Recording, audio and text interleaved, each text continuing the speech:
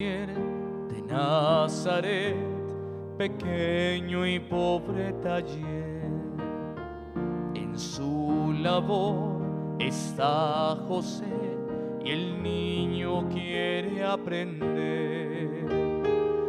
Labora y canta la esposa del carpintero y el mundo entero sonríe y canta también.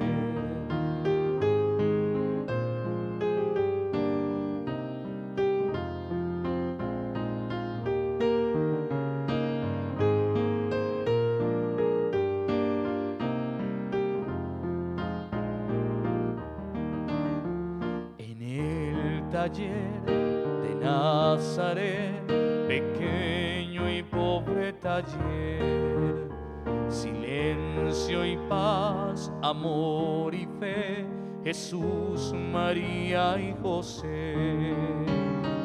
Labora y canta la esposa del carpintero y el mundo entero sonríe y canta también. Recuerden que ahora sigue el taller con el padre Julián Flores. El encuentro con Jesús es un taller muy bonito. Vamos a tenerlo ahora, una hora, que nos ayuda a crecer espiritualmente. Y hoy que está bonita la palabra en el taller del carpintero con María de Nazaret y Jesús con José de Belén. En el taller de Nazaret, pequeño y pobre taller, en su labor está José y el niño quiere aprender. Labora y canta la esposa del carpintero y el mundo entero sonríe y canta también.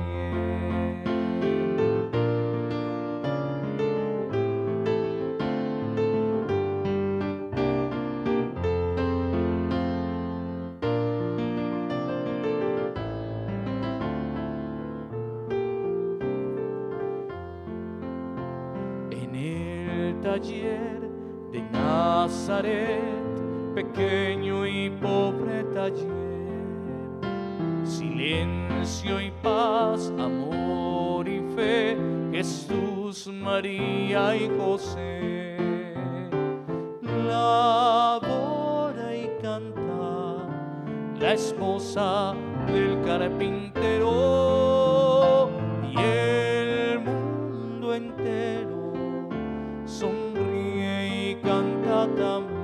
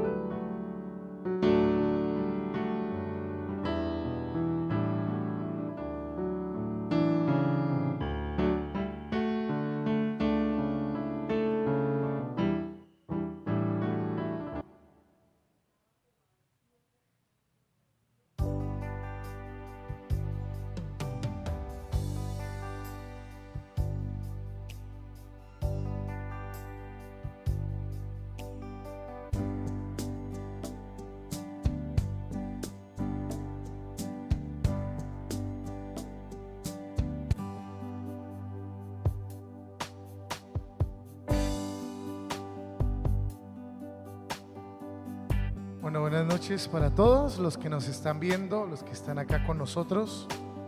Vamos a iniciar con nuestra oración, a colocar en la presencia del Señor cada una de nuestras intenciones. Y vamos a pedirle al Señor en esta noche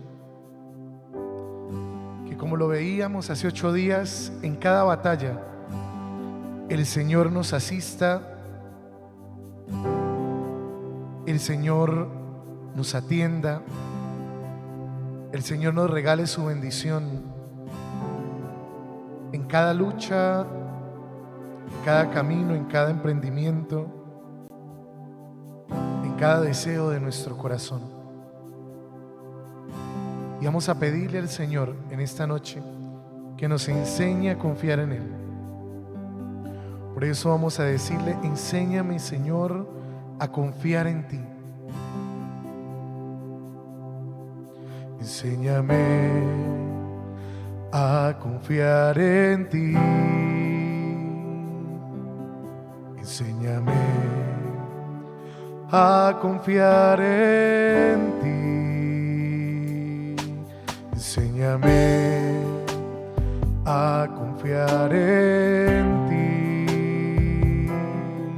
Enséñame a confiar en ti, porque tú tienes toda autoridad, porque tú tienes toda autoridad, todo el poder, todo el poder.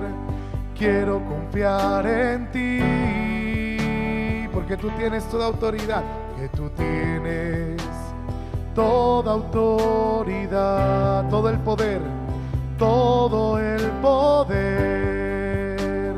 Quiero confiar en ti, quiero confiar en ti, quiero confiar en ti, quiero confiar en ti. Enséñame a confiar en ti. Quiero confiar en ti, quiero confiar en ti. Enséñame a confiar en ti. Enséñame a confiar en ti, a confiar en ti. Díselo: enséñame a confiar en ti. Enséñame a confiar en ti. Enséñame a confiar en ti, porque tú tienes toda autoridad, porque tú tienes toda autoridad, todo el poder, todo el poder. Quiero confiar en ti, porque tú tienes toda autoridad, todo el poder. Quiero confiar en ti. Quiero confiar en ti, quiero confiar en ti. Enséñame a confiar en ti. Quiero confiar en ti, quiero confiar en ti. Enséñame a confiar en ti. Hoy, Señor, nos queremos colocar en tus manos, Padre amado. Te queremos pedir, Señor, que seas tú el que regale luz y autoridad a nuestro corazón. Esa autoridad, Señor, de tu poder, esa autoridad, Señor, de tu amor, que todos los días nos manifiestas, cuando en cada lucha, cuando en cada tarea, cuando en cada dificultad, en cada tribulación, Señor, estás ahí con nosotros. Hoy, Señor, queremos darte honra y gloria, porque tú, Señor, te has manifestado en cada momento de dolor, en cada momento de angustia, en cada momento de dificultad y debilidad. Porque tú, Señor, has sido Dios, has sido Padre, y no has abandonado, Señor, la obra de tus manos. Por eso, Señor, te pedimos hoy en esta noche que aumentes nuestra fe, que aumentes tu poder, Jesús, que aumentes, Señor, nuestra debilidad fortalecida en tu gracia, nuestra debilidad que se hace una en tu amor y que tú la levantas. Porque tú tienes toda autoridad, todo el poder. Quiero confiar en ti, quiero confiar en ti, quiero confiar en ti, quiero confiar en ti. Enséñame a confiar en ti. Quiero confiar en ti, quiero confiar en ti. Enséñame a confiar en ti. Gloria al Padre y al Hijo y al Espíritu Santo.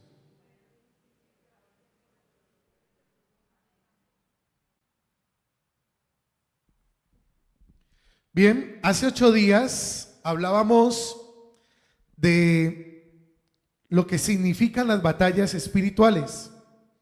Y las batallas espirituales, decíamos, tienen una dinámica propia.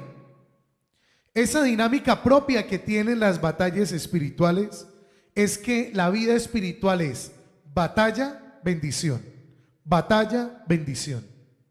Cuando no te ha llegado la bendición, decíamos, es porque todavía te encuentras en batalla. Es decir, hay algo que no has aprendido, que no has asumido, hay algo que no has hecho todavía y que inevitablemente te toca hacerlo a ti.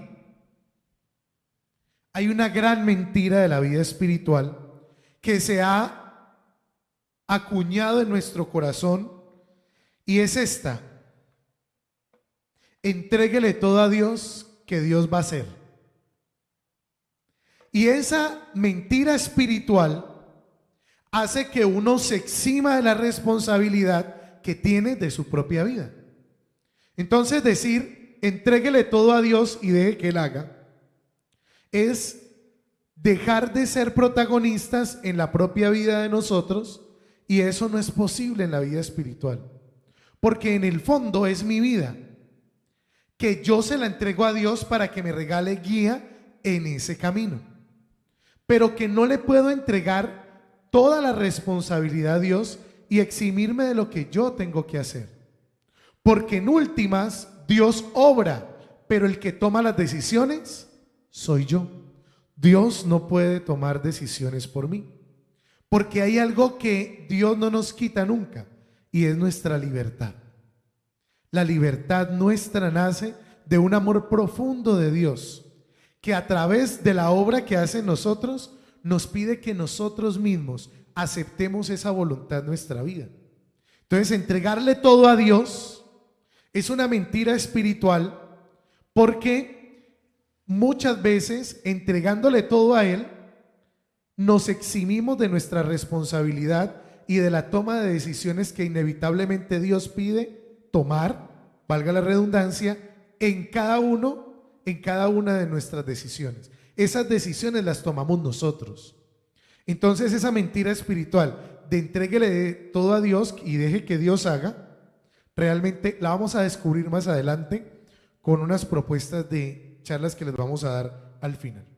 ¿De qué vamos a hablar hoy? Cuando uno tiene batallas espirituales, vamos a seguir hablando de mi personaje favorito de David.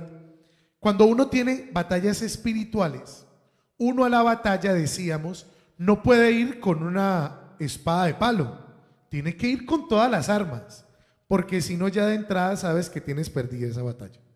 Entonces, ¿qué pasa? Toda batalla implica que tú tengas una estrategia.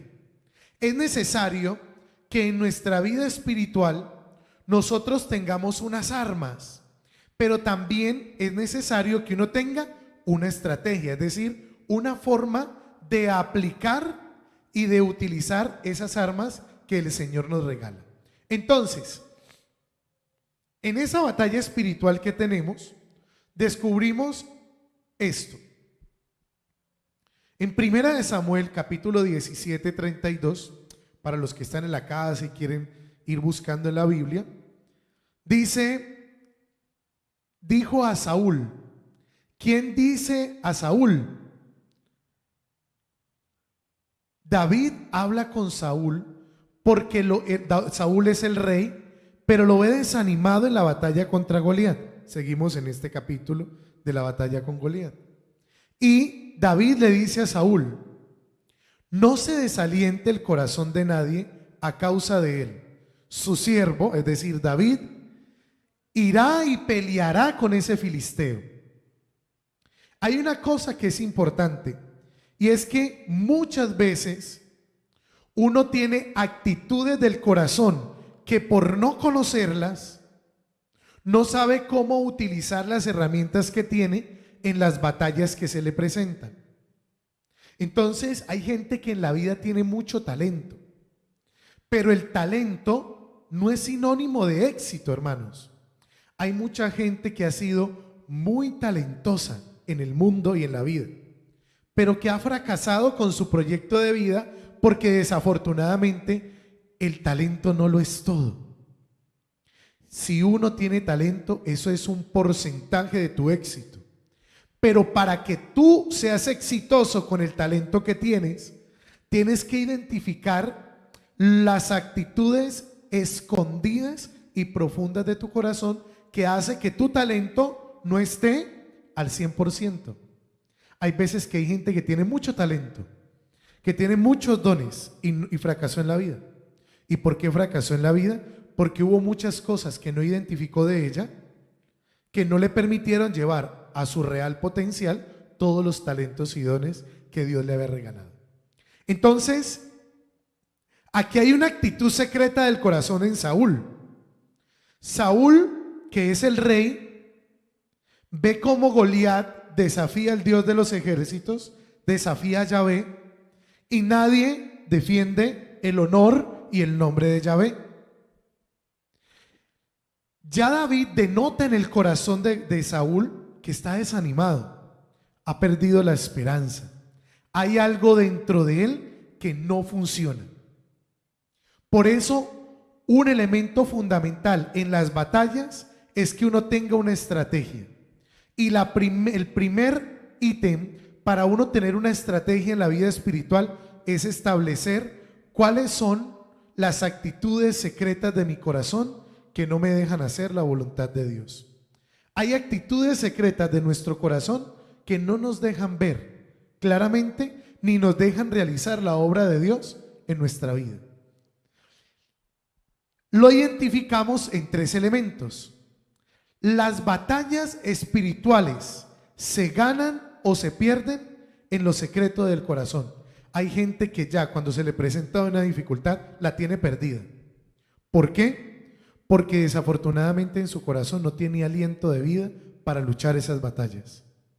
Hay gente que está muerta en vida, desafortunadamente. Por eso David le dice a Saúl que no se desaliente tu corazón a causa de él. Saúl tenía más cara de rey que David. Era un hombre de batalla. David no. Pero su corazón le jugó una mala pasada. Ya tenía perdida la batalla sin haber ni siquiera intentado. Hay veces que uno no lo intenta por eso, porque como uno no sabe qué es lo que lo detiene a uno, pues uno ya de entrada dice, no voy a poder. Por ejemplo, hay gente que le han pagado mal en el amor, un ejemplo. Y como le han pagado mal en el amor o le ha ido mal en el amor, hay gente que desafortunadamente es más de malas. Un día se le presenta el hombre o la mujer de su vida. Pero usted dice, ¿yo para qué me meto en eso si siempre me va mal? Yo no fui hecho para el amor. Entonces ya de entrada esa persona, sin ni siquiera haber conocido a la persona que el Señor le cruzó en el camino, ya perdió la batalla. Y perdió la batalla sin ni siquiera haberla iniciado. ¿Por qué? Porque hay actitudes de su corazón y hay batallas que se pierden ¿dónde? En el interior de nosotros. Por ahí dicen, no, es mejor haberlo intentado y haber perdido que nunca haber sabido cuál hubiera sido el resultado de esa batalla. Eso pasa en la vida espiritual. No podemos dejar que muchas situaciones de nuestro corazón nos impidan llegar al punto más alto de lo que podemos hacer. Y a Saúl le estaba pasando. Desafortunadamente estaba desanimado. Ya había perdido la batalla contra Goliat sin saberlo. Hoy es importante recordar, hermanos, que uno las batallas espirituales, quiéralo o no, las tiene que pelear. Porque todos los días van a estar tocando a la puerta hasta que la ganes. No te va a soltar. La batalla no se va a arreglar sola, la tienes que luchar. Por eso hay problemas, hay dificultades, hay situaciones que todavía pasa y pasa y pasa el tiempo y siguen ahí, y siguen ahí, y siguen ahí. Y uno dice, bueno, ¿y esta situación hasta cuándo? No, pues esta situación hasta que usted decida luchar esa batalla.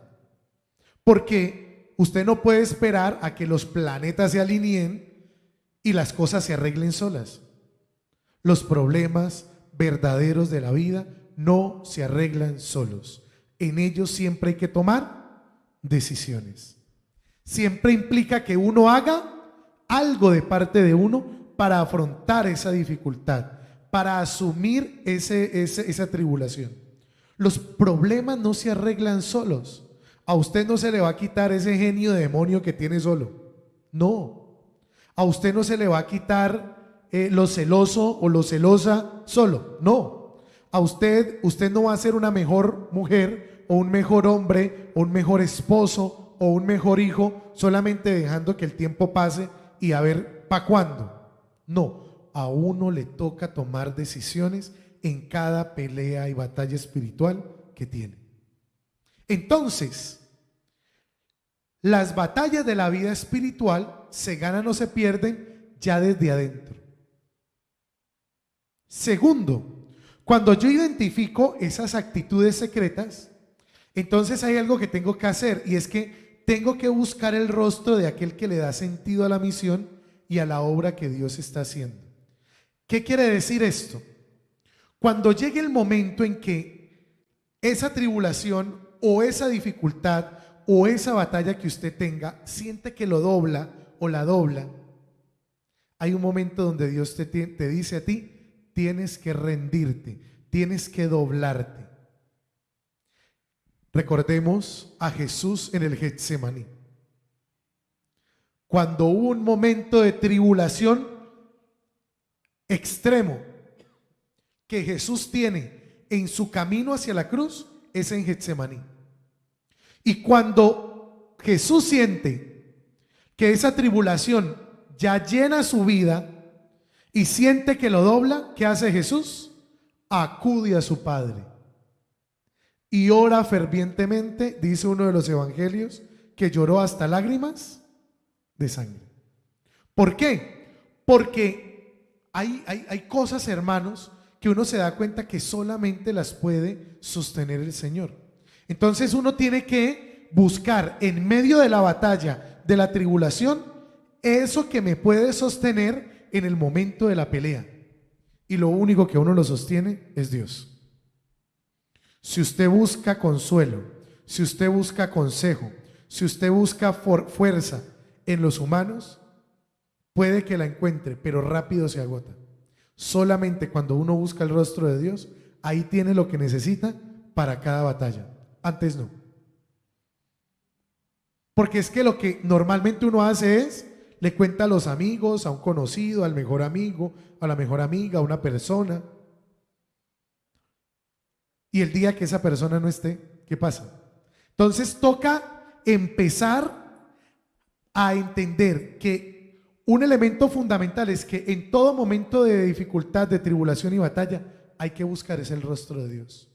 Tercero, tenemos que entender que solo la oración vence los temores y los vicios del corazón. Solo la oración. Saúl había perdido ya la batalla de entrada sin siquiera lucharla, porque él pensaba que era él el que iba a la guerra. ¿Cuál era la diferencia entre David y Saúl?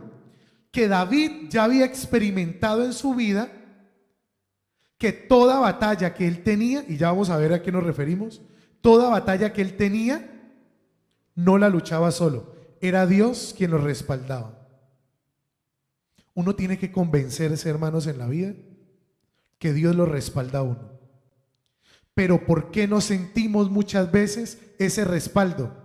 Porque no oramos, porque no estamos cerca de las cosas sagradas. Entonces por eso es más fácil quejarse cuando las cosas no salen, mirar para arriba y decir, ¿qué hubo? Pues ¿hasta cuándo? Suélteme, coja otro. Es que todo yo, ¿no? Como que no hay nadie más, todo me pasa a mí, el de malas pues. Y resulta que no es así. Resulta que es que son muchas veces que uno no siente el respaldo de Dios, no porque no esté, sino porque no eres capaz de verlo.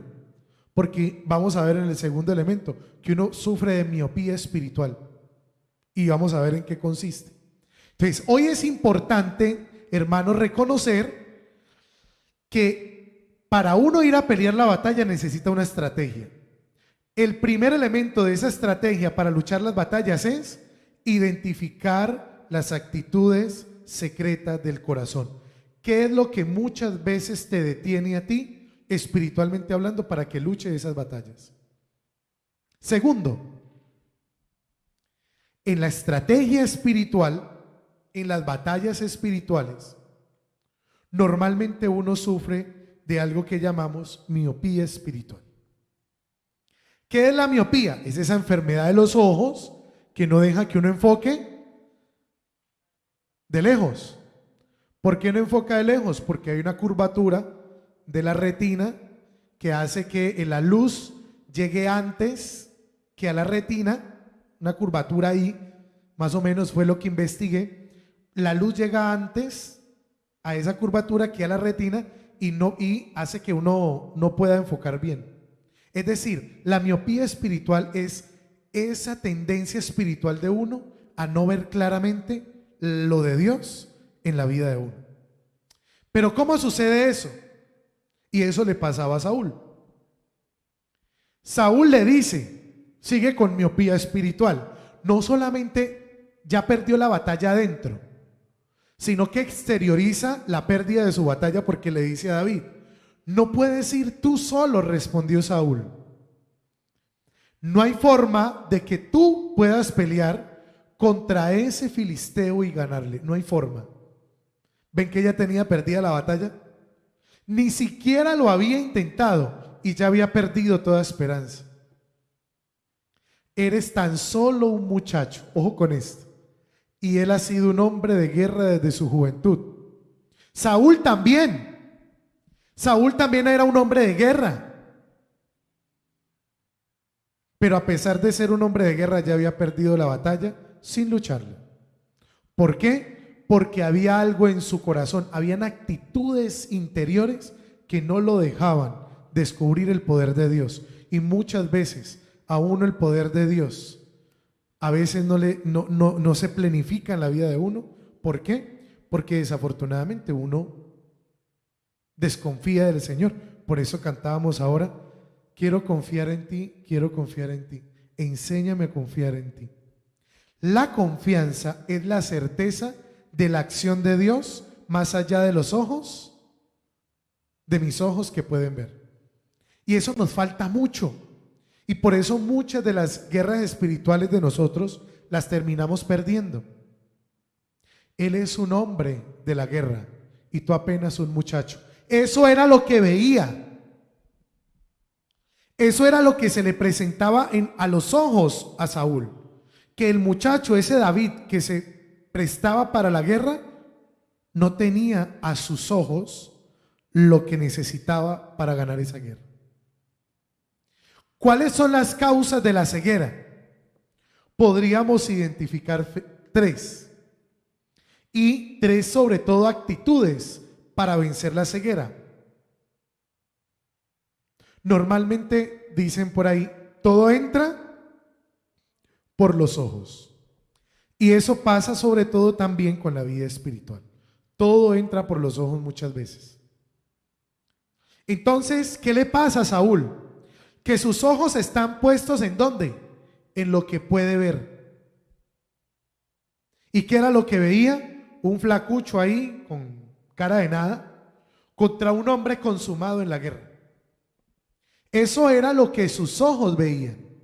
Y ese era el problema de Saúl, que confiaba demasiado en lo que podía ver. Y muchos de nosotros confiamos mucho en lo que nosotros podemos hacer muchas veces.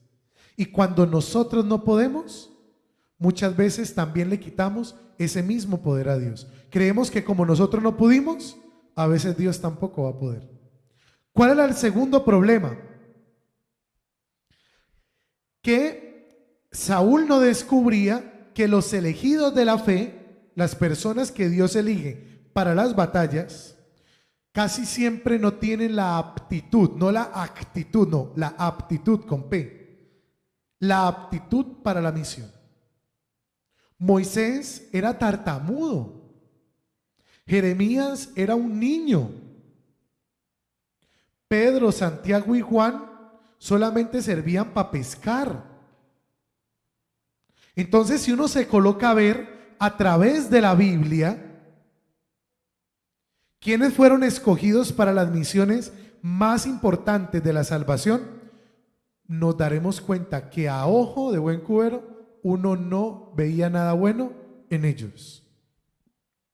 Si usted se coloca a ver, ninguno de los 12 apóstoles servía para mucho. Por eso es que dejan a Jesús tirado el día definitivo. El único que medio servía para algo era Judas, porque uno a quién le da la plata. Uno no le da la plata a cualquiera. Uno le da la plata a alguien que le genera confianza, alguien de autoestima, alguien que uno vea que es inteligente. Pedro siempre era de los que primero hablaba y luego pensaba. Se tiraba al mar, caminaba sobre él y luego, ay, ¿verdad que uno no camina sobre el agua, no? Y pum, se hundía. ¿Ven? Si usted se coloca a ver, normalmente todas las personas escogidas en la Biblia para una misión especial no tenían a ojos humanos las aptitudes necesarias para cumplirlas. No lo tenían. Pero Dios las elige. Y eso era lo que Saúl no veía, que Dios es capaz de darte la gracia que te falta en las peleas que necesitas. Porque a los ojos de uno solo se da cuenta que no puede. Tercero, con Saúl nos damos cuenta que hay que aprender a creer en lo que no ven los demás. Uno tiene que aprender a creer en lo que uno sabe que Dios puede hacer. Uno necesariamente tiene que entender que no puede creer en lo que no ven los demás. El hecho de que otros no lo vean no significa que yo no lo vea. Y muchas veces uno le pasa eso. Entonces, por ejemplo, hay gente que tiene una batalla espiritual, tiene que tomar una decisión. Pero los demás dicen, si tú tomas esa decisión, no podrás. Esa decisión no es para ti. Eso te va a quedar grande. No vas a poder. Porque como los demás no lo ven, la certeza que uno tiene nace de esa oración que uno, esa intimidad que uno tiene con Dios, y logra entender que aunque los otros no lo vean, yo soy capaz de verlo a través de los ojos de Dios. ¿Cómo se vence la miopía? Así, aprendiendo a creer en lo que los otros no ven. Aprendiendo a entender que a pesar de que no tenga muchas aptitudes, Dios concede la gracia que a uno le falta. Y aprendiendo sobre todo a que nuestros ojos no pueden estar puestos en lo que podemos ver, Porque hay muchas cosas de Dios que no vamos a poder ver claras al principio. Usted nunca va a entender por qué le pasó lo que le pasó solamente hasta el final.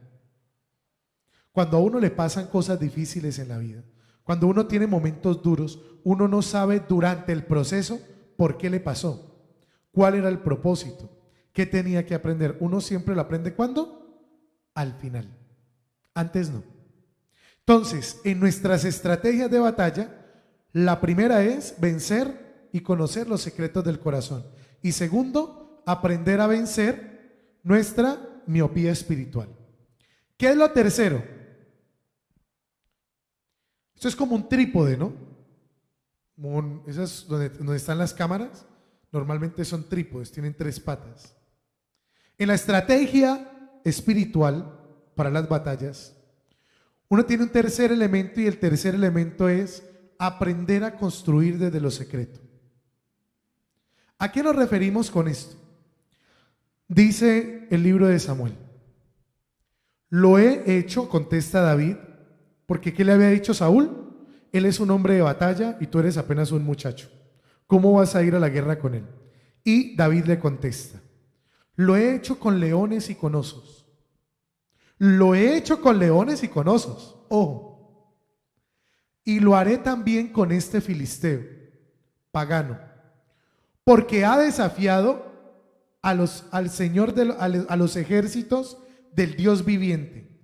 El mismo Señor que me rescató de las garras del león y del oso, me rescatará de este filisteo. Ese pasaje es hermoso. Primera de Samuel 17, 36, 37. El mismo Señor que me libró de las garras del león y del oso, será capaz de librarme de ese filisteo. Pilas. ¿Por qué hablamos de aprender a construir en lo secreto? Porque hay batallas que son silenciosas, pero por ser silenciosas no dejan de ser batallas. Entonces, ¿qué sucede? David nunca había peleado contra un hombre como Saúl. Nunca había sido un hombre de batalla como Goliat. Pero eso no significaba que no hubiera tenido otras batallas. Y aquí apelamos a un elemento fundamental de la vida espiritual: la memoria. Uno no se puede olvidar de todas las veces que Dios te ha tendido la mano, de las veces que Dios te ha extendido la mano y te ha sacado, te ha levantado, te ha respaldado. Normalmente uno, cuando tiene una situación en la vida, a uno se le olvida todo lo bueno que Dios ha hecho en la vida de uno, y cree que ese problema que llegó es tan grande que hasta ahí va a llegar todo. Entonces, ¿qué sucede? David había tenido batallas, no como las de Saúl y Goliat, pero como era un pastor, había tenido que defender a sus ovejas ¿de quién? De leones y de osos. Él sí había tenido batallas, pero no como la de los otros. Pero las batallas son. Y algo había aprendido de ellas. Entonces, ¿qué sucede?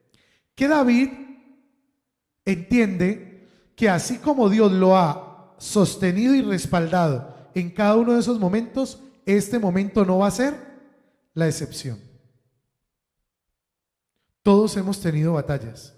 Cuando usted tenga una batalla que sienta que es más grande que usted, acuérdese de todas las que usted ya ha ganado de la mano de Dios. Apele a su memoria. Dese cuenta de usted cuando tenga una crisis financiera, un momento duro económico.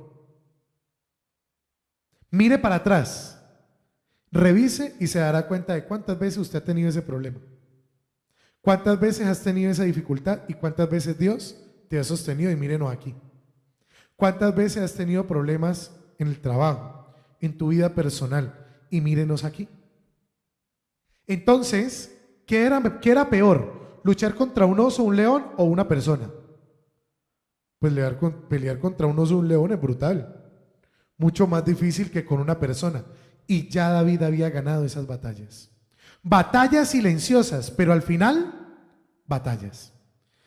Entonces, lo segundo para construir desde lo secreto es recordar y tener esa certeza de Dios. ¿En qué radicaba la fe de David? En que él creía en la justicia de Dios. Creía en que Dios le iba a dar lo que necesitaba para esa batalla, como ya le había dado en otras ocasiones lo que necesitaba para defender a sus ovejas. Dios siempre asiste a sus hijos. Dios nunca lo deja a uno huérfano en las batallas. Dios siempre es padre, hermanos, siempre. Pero necesita que tú recurras a tu memoria y construyas desde lo secreto, es decir, que cada batalla que tengas la luches, así sea en secreto. Tercero, para construir desde lo secreto, uno se da cuenta que resulta complicado hacer en público lo que tú no haces en privado. Si tú no oras, cuando llegue la batalla, vas a tener el corazón como el de Saúl, no como el de David. Si tú no eres una persona que alimenta constantemente su fe o tu fe, te vas a dar cuenta que cuando llegue el momento de la tribulación va a ser más grande que tu fe. Lo que uno no haga en su vida interior y personal, cuando llegue el momento en que te toque enfrentar esa batalla, no vas a poder hacerlo. Lo que tú no hagas en tu intimidad con Dios, no lo vas a poder hacer cuando las fuerzas del hombre y del mundo se te presenten y te prueben. Cuando llegue el momento de la prueba, si uno no ha construido en lo secreto, no va a ser capaz de responder en público. Entonces, eso es lo que sucede en David. David, ¿qué resulta haciendo en público? Lo que ya había hecho en privado. Lo que David hizo con el león y el oso cuando nadie lo veía, fue lo que terminó haciendo la diferencia cuando enfrentó a Goliat y todo el mundo lo estaba viendo. Entonces, cuando uno se le presentan batallas espirituales, momentos duros en la vida, lo que tú no hayas hecho en tu vida íntima con Dios, no lo podrás hacer en el momento de la prueba. ¿Ustedes por qué creen que la gente se estresa fácilmente? El grado de estrés que no maneja la gente, hay mucha gente que uno conoce que se estresa con nada. Enredan un parqués, se enredan la vida facilito, se hacen la vida más difícil de lo que es. ¿Por qué? Porque en su vida personal, íntima con Dios, no siembran en secreto lo que cuando llega la prueba te pide el público. Así de sencillo. Entonces llega el momento difícil, llega el momento del estrés y no saben gestionarlo, no saben manejarlo, se vuelven un 8. Maltratan a la gente, gritan a todo el mundo, ignoran a las personas que aman, se colocan con un genio irritable, no se les puede mirar. ¿Por qué? Porque uno pierde los papeles, y pierde los papeles porque no ha cultivado en su vida íntima, en su vida personal con Dios, eso que Dios le estaba pidiendo para el momento de la prueba. Porque, ojo, hay una cosa, ¿no? La prueba llega porque llega. Todos seremos probados, como fuego en el crisol, como oro en el crisol mejor. Todos. Entonces, a todos, tarde que temprano, nos llegan los momentos de la prueba. Pero el momento, o el problema mejor, no es que llegue el momento de la prueba. El problema es que uno no esté preparado. El problema es que uno no esté fortalecido con ese respaldo que Dios te da. Y por eso es que cuando llegan los momentos duros, suelen hacernos caer en la tentación de pensar que son más grandes que el poder de Dios. Hoy nos estamos dando cuenta ¿de qué? De esto. La razón de la victoria de David consistió y estuvo en lo que él cultivó cuando nadie lo miraba. Cuando él, confiado en el poder que Dios se manifestaba a través de su vida, en los momentos en los que cuidaba a sus ovejas, todo lo que Dios hizo en esos momentos fue lo que terminó haciendo que David ganara la batalla contra Goliat. Si usted no cultiva su vida interior, cualquier cosa puede pasar. Cualquier cosa va a pasar. Y va a pasar, ¿por qué? Porque no vas a sentir, no vas a ver, no vas a tener, no vas a descubrir el poder de Dios, que siempre es más grande que cada problema, que cada tribulación, que cada dificultad, que cada obstáculo de la vida. Hay gente que no llega al éxito de su vida, hay gente que se amarga la vida fácilmente porque nunca descubrió el poder de Dios en ella. Así de sencillo, hermanos. ¿Cómo hizo David para ganar la batalla? Porque la clave estuvo en lo que él cultivó cuando nadie lo miraba. 3 elementos para la estrategia espiritual. El primero, aprender a descubrir los sentimientos y los elementos secretos de nuestro corazón. ¿Cuáles son las cosas que a mí me frenan cuando pasa algo en mi vida?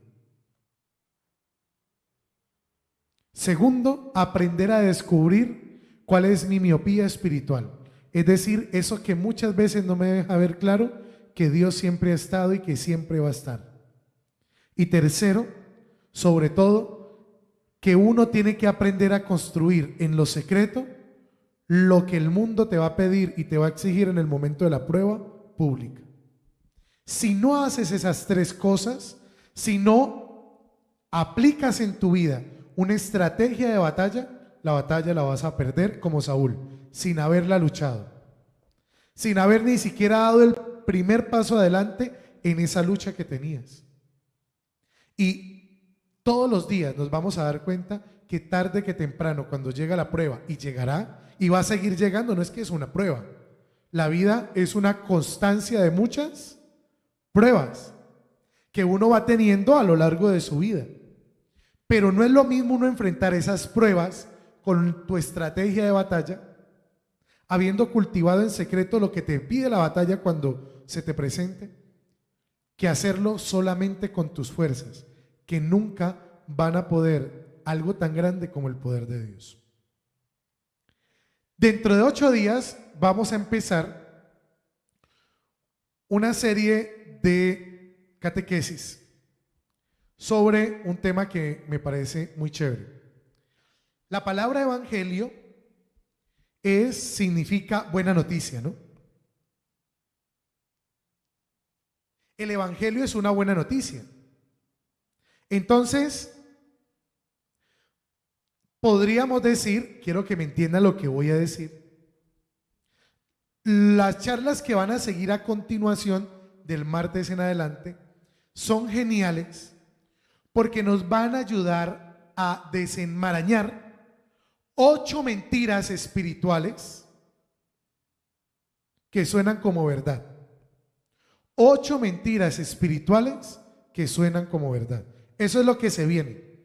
Es un tema muy apasionante. Y dentro de 8 días vamos a empezar a hacer una autopsia de la mentira. Es decir, vamos a ver cómo funciona la mentira en nuestras vidas.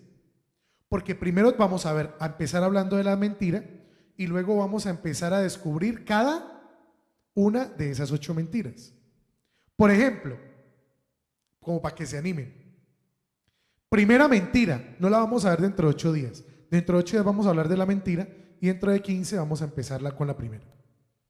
Entonces, la primera mentira que suele estar en nuestro medio espiritual es: Dios solo quiere que tú seas feliz. Eso es una mentira espiritual. Y usted dirá, ¿cómo así? Entonces Dios no quiere que yo sea feliz.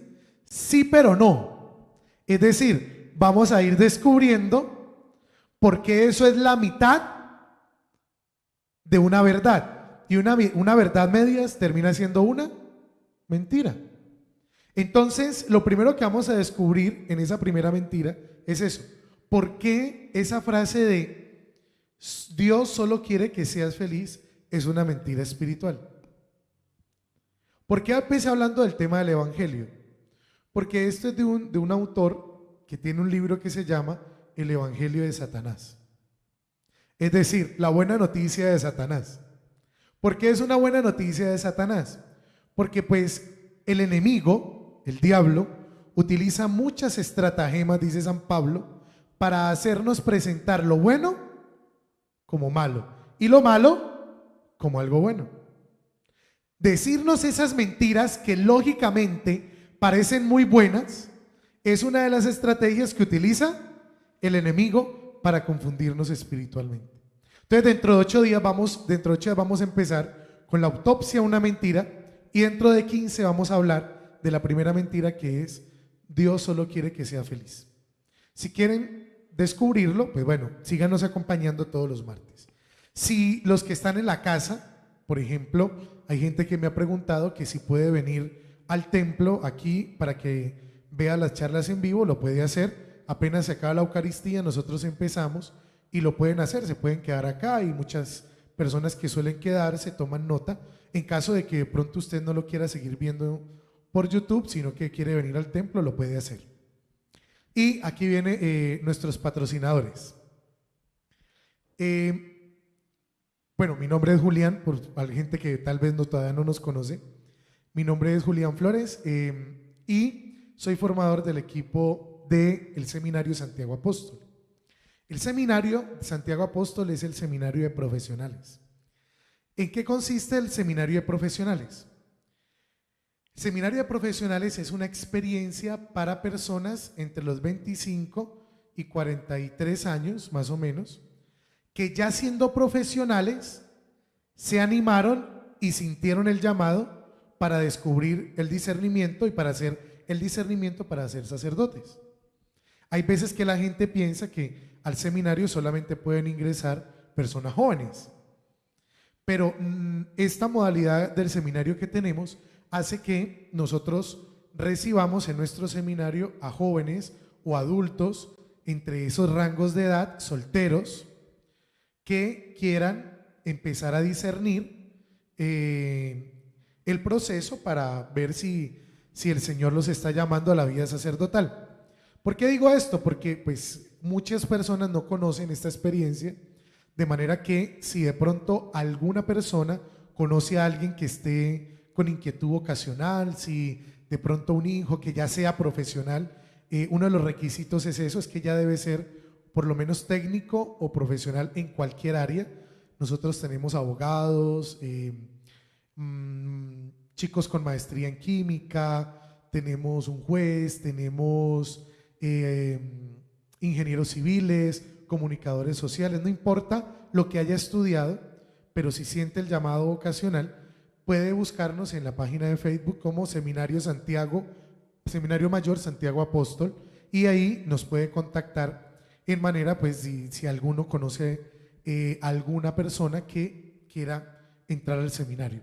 Esto lo estoy haciendo porque mucha gente no conoce la experiencia y queremos que seamos más conocidos para que las vocaciones que de pronto estén por ahí latentes, pues no se nos pierdan. Vamos a orar. Vamos a colocarnos en la presencia del Señor y roguémosle al Señor en esta noche que no nos deje caer en la tentación de pensar que su amor, que su respaldo, que su bendición no está con nosotros en cada batalla, en cada lucha y en cada pelea. Hoy, Señor, confirmamos y sabemos que tú, Señor, expresas y muestras tu poder inagotable en nuestras vidas todos los días. Hoy te pedimos, Señor, que seas tú en todo y por todo el que nos permita descubrir, Señor, ese poder inagotable de tu amor en nuestra vida. Hoy sabemos, Señor, que cada batalla, que cada pelea, que en cada tribulación tú estás, Jesús. Y te pedimos, Señor, que nos enseñes a descubrir las actitudes secretas de nuestro corazón, nuestras cegueras espirituales y la disciplina que nos falta para construir en lo secreto lo que verdaderamente hará la diferencia en la prueba. A ti, Señor, nos rendimos y te pedimos, Señor, que seas tú quien obre, quien multiplique, Señor, tu bendición en nosotros. Y por eso nos rendimos a ti en el nombre del Padre y del Hijo y del Espíritu Santo. Amén. Que el Señor los bendiga y nos vemos dentro de 8 días, martes, 7:40 de la noche. Buenas noches para todos.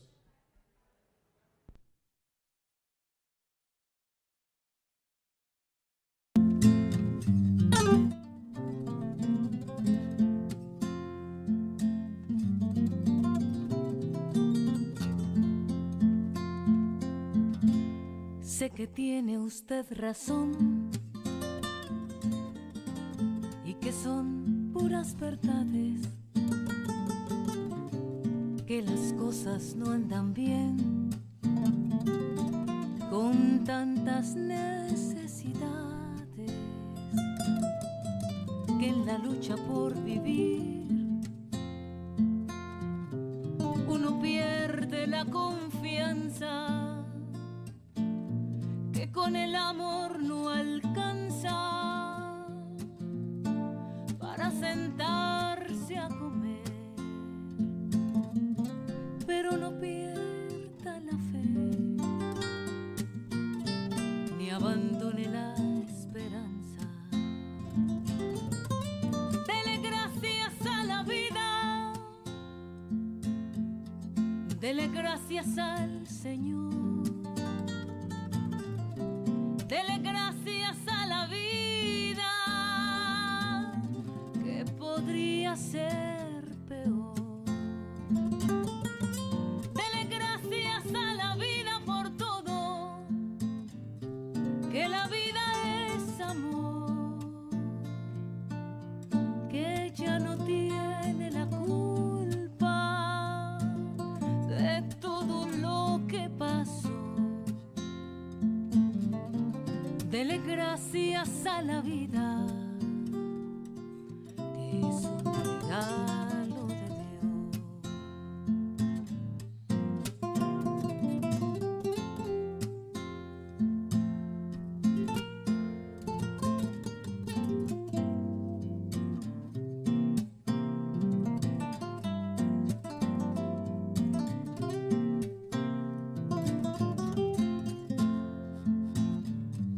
Sé que tiene usted razón.